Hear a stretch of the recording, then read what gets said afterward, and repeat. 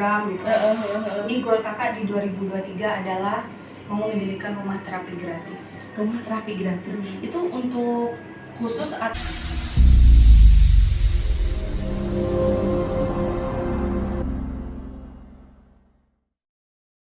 nyebutin ya, mau mengadakan pendataan lagi nih kalau ada biayanya ya Kak ya. Nah emang selama ini gimana Kak pendanaannya Kak? Harus pakai kalau dulu. Kalau betul. Jadi jangan sampai kita menjanjikan sesuatu yang nggak bisa ditepati ya kan Kak? Iya betul. Gimana tuh Kak selama ini Kak? Karena memang Forkesi ini organisasi mandiri yang betul-betul nggak ada yang mendanai gitu. Bahkan pusat sendiri pun tidak mendanai kita. Jadi kayak nggak ada dari pusat pun nggak ada asupan dana sedikit pun tidak.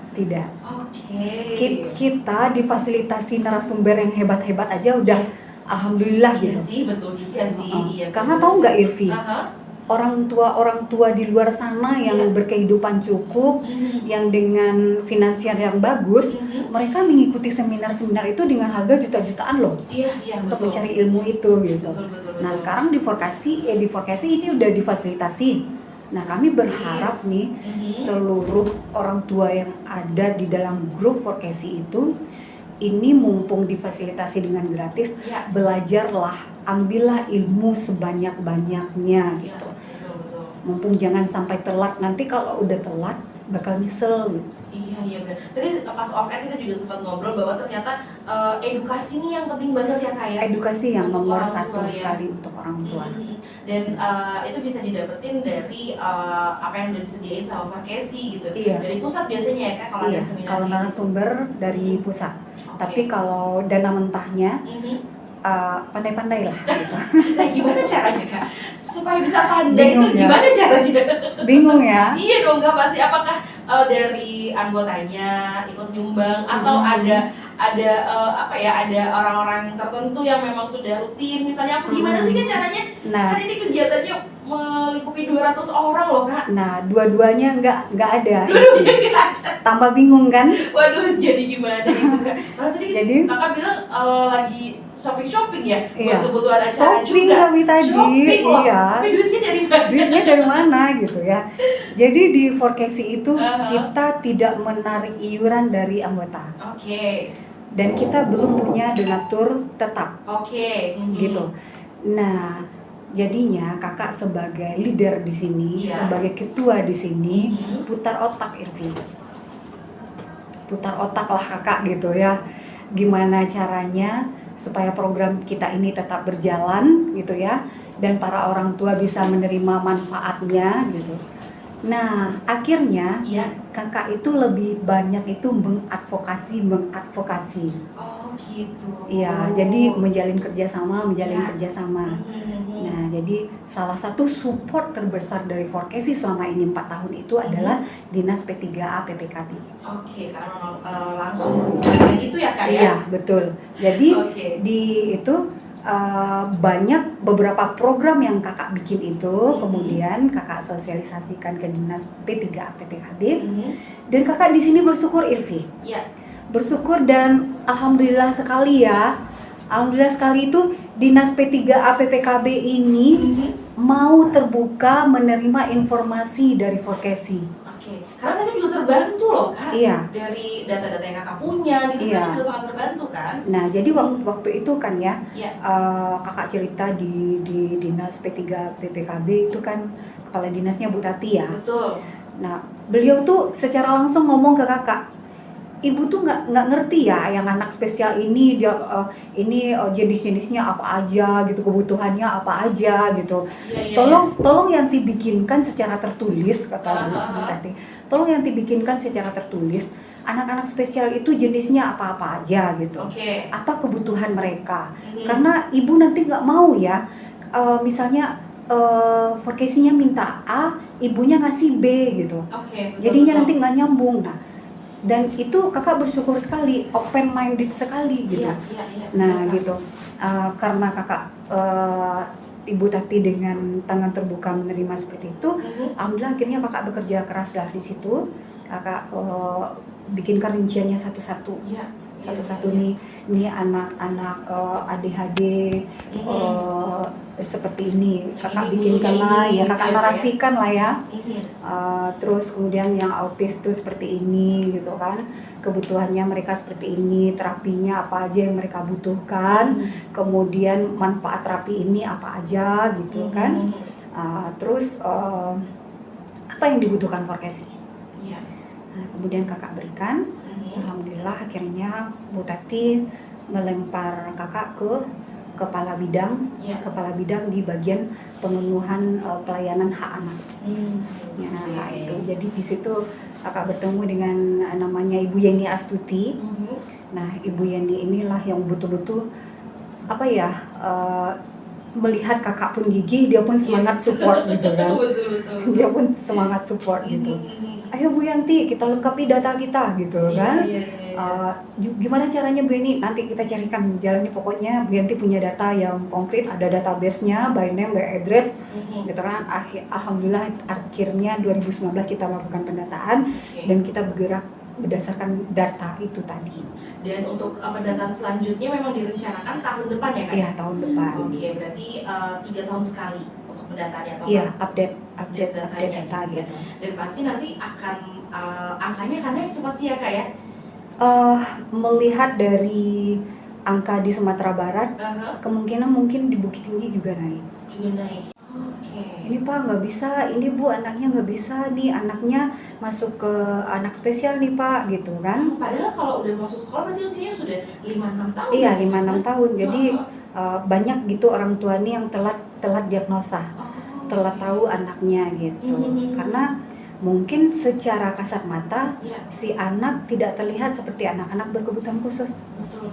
Nah, jadi biasanya yang seperti itu tuh yang apa jenis kebutuhan khususnya Kak, yang saya nggak kelihatan, sulit untuk dikenali misalnya gitu Kak? Iya seperti ADHD, ADD, speed delay gitu kan. ADHD dan ADD itu apa sih Kak? Kalau ADHD itu seperti si anak hanya sedikit hyperaktif aja, kadang masih bisa komunikasi tapi komunikasinya ini tidak jelas atau belum terlalu bisa dipahami. Nah terkadang orang tua menganggap si anak ini hanya apa ya, kalau bahasa kitanya lese ya, lese aja gitu. Lese biasa lah, maklum lah gitu anak-anak gitu ya. Kalau laki-laki mungkin ya, iya, dimaklumi aja gitu kan. Nah ternyata si anak udah masuknya ke diagnosa yang masuk gawat ternyata gitu ya. Nah kalau ADD kan gitu. Dia hampir sama, apanya kakak lupa juga kepanjangannya, yang satu dengan hyperaktif, yang satu tidak gitu. Gitu. Gitu. Nah jadi itu yang kebanyakan orang tua sekarang telat mengetahuinya gitu ya Kak? Iya. Kalau misalnya bisa terlihat langsung, mungkin mereka bisa langsung ke dokter misalnya gitu ya. Gitu. Dan itu ternyata banyak kan dari anggota-anggota baru yang ada juga Forkesi, ada yang seperti itu. Ada. Karena ini beberapa penelitian juga yang kakak baca, kakak rajin juga browsing gitu ya, membaca buku. Pengaruh teknologi zaman sekarang itu besar pengaruhnya kepada pertumbuhan si anak gitu. Banyak kan ibu-ibu milenial ya sekarang ibu-ibu milenial yang membiasakan anak, mendiamkan anak dengan memberikan gadget. Betul, anaknya biar mau makan disuruh duduk dikasih handphone. Gadget. Biar nggak ganggu mama papa dikasih gadget gitu kan. Nah sehingga si anak komunikasi dengan orang tua tidak intens lagi. Ya si anak, si orang tua gitu. Kadang anaknya dianggapnya anteng, tenang, udah dibiarin aja gitu. Benar. Kemudian anak tidak lagi bersosialisasi sesama dengan seusianya gitu. Jarang main di luar ya. Jarang main di luar karena udah dikasih gadget kan. Nah, ketika dia keluar ketemu teman-teman seumuran mungkin bingung gitu kan. Mau ngapain nih gitu. Nggak kayak kita zaman dulu kan. Kalau kayak kita zaman dulu main pasir lah gitu. Sosialisasinya banyak di luar daripada di rumah ya Kak. Iya, betul. Nah, kalau dengan yang terjadi sekarang nih Kak, kira-kira nih dengan pertumbuhan banyak data yang nanti akan kakak dapatkan gitu ya, akan merubah target Forkesi nggak sih Kak? maksudnya untuk edukasi nih sebelum terjadi hal-hal tersebut gitu ke Iya, masyarakat. betul, misalnya. betul.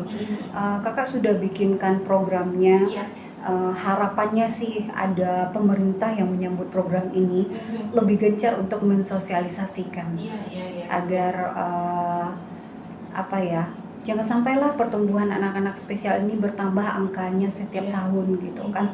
Kan sayang juga Evi. Betul, betul. Karena mereka ini kan calon-calon generasi kita ke depannya ya. Betul. Apalagi yang maksudnya bisa dicegah gitu ya kayak. Iya, yang bisa Kan dicegah. ada juga yang memang nggak bisa dicegah gitu ya, Mm-mm. kayak kita nggak tahu sama sekali. Tapi untuk yang bisa dicegah, yang bisa kita atasi dulu nih. Kita gitu atasi ya. gitu. Betul, betul. Kalau yang memang udah dari lahir, dari Iya. kandungan yang bermasalah si ibunya gitu ya, Betul. itu ya mungkin udah kita bisa bilang ini ya, itu udah ketetapan dari Allah Subhanahu wa Ta'ala ya. Betul, Yang betul. kita sayang itu yang kalau udah terlahir kemudian diabaikan oleh orang tua, tidak mendapatkan hak untuk bersosialisasi, tidak mendapatkan hak untuk komunikasi yang bagus dengan orang tua.